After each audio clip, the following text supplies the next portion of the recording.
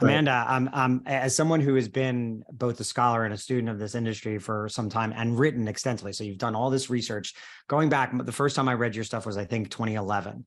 And so really, now over a decade of research and writing about this industry, and you zoom out and you look at those consumer inputs that we just went through, right?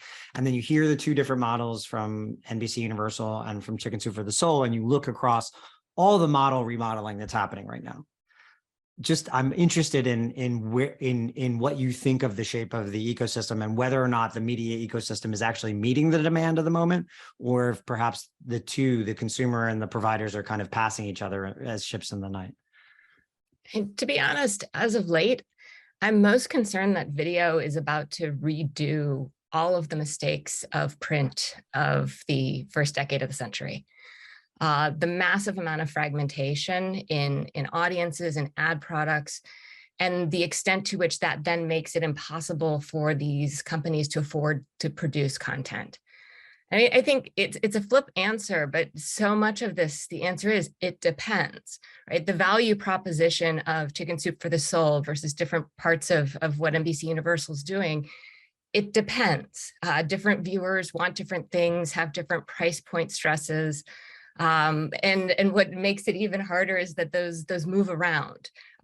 Sometimes certain kinds of content, maybe you'll take the ads, other kinds of content you want to have a very specific environment. I think one of the questions that I had from Matt is all the content the same in all of those places?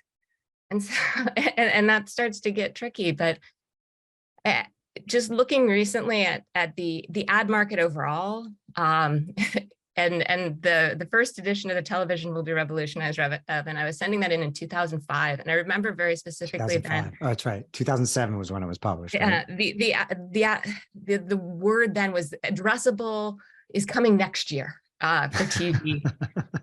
and I'm a little afraid that that was before social, and that we've missed that moment for advertisers, because the thing is, the addressable moment, or the moment where we fix what consumers dislike about advertising? The addressable moment, because the targeting would be the answer. I think, yeah, they wanted some targeting, but now we're in a universe where there's nothing but targeting and there's no mass. And I just don't see the numbers lining up to be able to support content production with particularly the big players. So when you refer to for what happened to print in the early part of this century, first of all, we mean this century, the 21st. Secondly, you mean the uncoupling of it all, the unbundling of it all into the ecosphere, where everybody could get it kind of everywhere and everybody had to chase the numbers. So you see that the moment being passed, meaning the moment where we could contain all of the revenue that the ecosystem produced in the combination of subscription and advertising, we've let it all leak out. And it's going to be very hard to recontain it in a way that has a meaningful bottom line for the people who publish. Is that what you're trying to say?